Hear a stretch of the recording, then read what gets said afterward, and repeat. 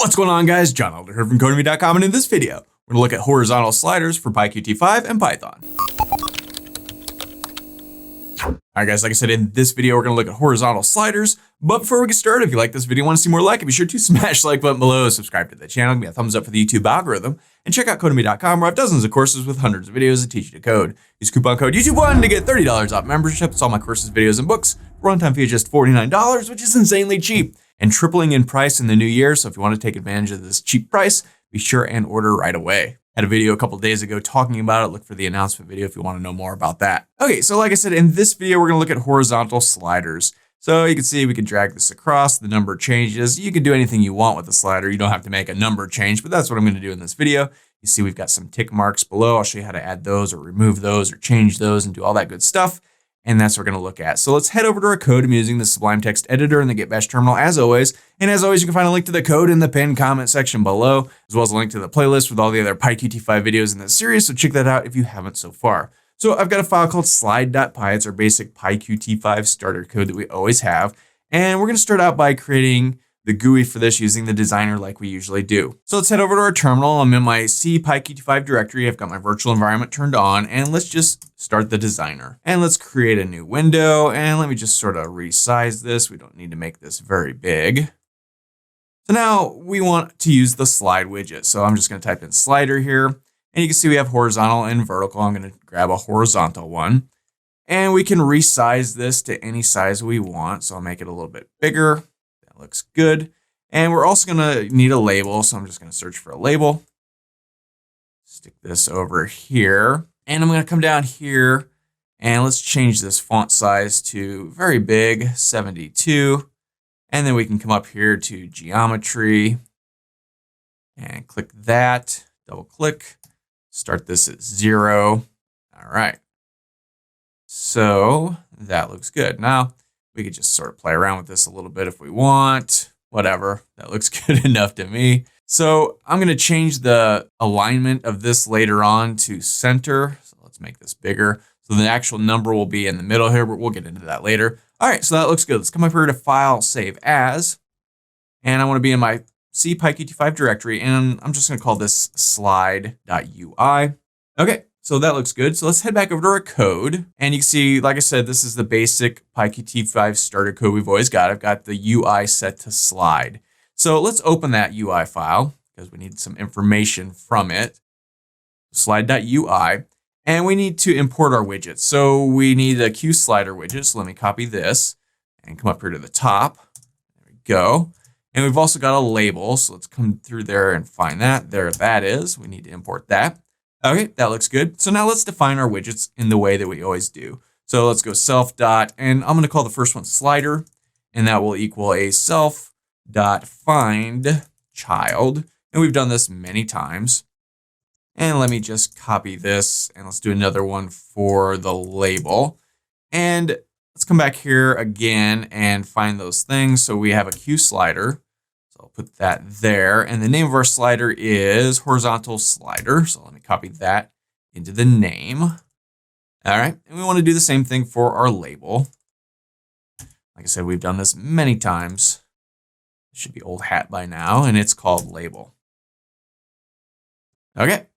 So we've defined our widgets. Now let's create a function that gets called whenever we move that slider around, right? So let's go self.slider because that's what we called it right there. Self.slider.valueChanged.connect.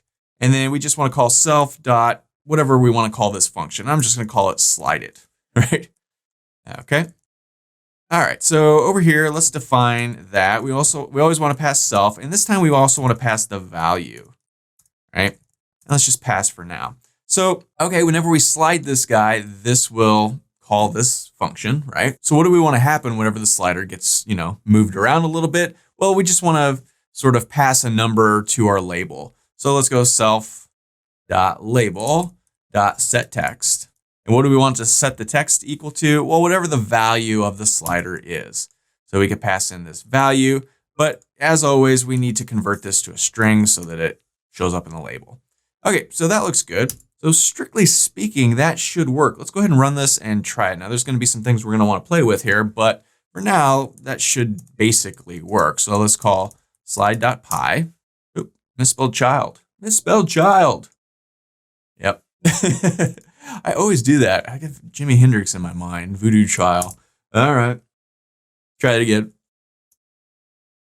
Okay, so we've got our slider here and we can move it around. And when it does, you can see it goes from, looks like 0 to 99. And every time we move it, I can use my keyboard. It just moves 1, right? So we can change all kinds of different things here. First, this label, I want to center it just, for fun, right? So we can do that real quick. Let's head back over here. And to do that, I'm going to come up here and I'm going to go from PyQT5. We want to import the Qt core. And then down here, let's center the label. We could just go self.label.setAlignment. And here we want to call qtcore.qt.alignCenter. And that should do that. Let's save it and run it just to make sure I didn't do any typos there. Okay, now it's aligned in the middle. That looks a little better. Whatever. Not really part of this slider thing, but looks better. So now let's talk about this slider. We've got all kinds of different values we can change here. So here, let's set slider properties, I guess, right? So we can always call self.slider.things, right? So one of the things we could do is set minimum. So what is this? What do we want this to start at? 0? 0 is the default. We can have it start at 10 if we want. We can have it start at 60, whatever, 160. I'm going to leave that at 0. So that's set minimum. We can also set the maximum. So let's go self.slider. You'll never guess, it's set maximum. And here we can set this to anything we want. So if I wanted to change this to say 50, we could do that. So let's save this and run it. See if that worked. So it starts at 0, boom, now it just goes to 50. And you can see the size of the slider hasn't changed, but the values have, right? It used to go to 100, now it goes to 50. The slider itself isn't any bigger or smaller, but that's how that works. So that's cool. We can also self.slider.setValue. So if we want this to start at, say, 30, we could start it at 30. If we save this and run it, you can see up here it's at 0, but here you can see it's clearly at 30 because this is 50 and this is 0. And if we now move this, boom, 31, right? And you could set your label accordingly if you wanted to do that. So, all right, that's cool. We can also add ticker marks, before there were no ticker marks. So let's go self.slider.setTickPosition. And here we want QSlider dot whatever we want. If we want the ticks below, then it's ticks below, right? So we could save this and run it. Take a look at this. You can see now there are tick marks below here, right? So that's cool. I think I'm going to change that back to set value at 0. We could have ticks above, right? You'll never guess what that will do. Right? Now the tick marks are above the slider, right? That's kind of interesting. We can also have both above and below, right? So we can have ticks both sides. So if we save this, run it.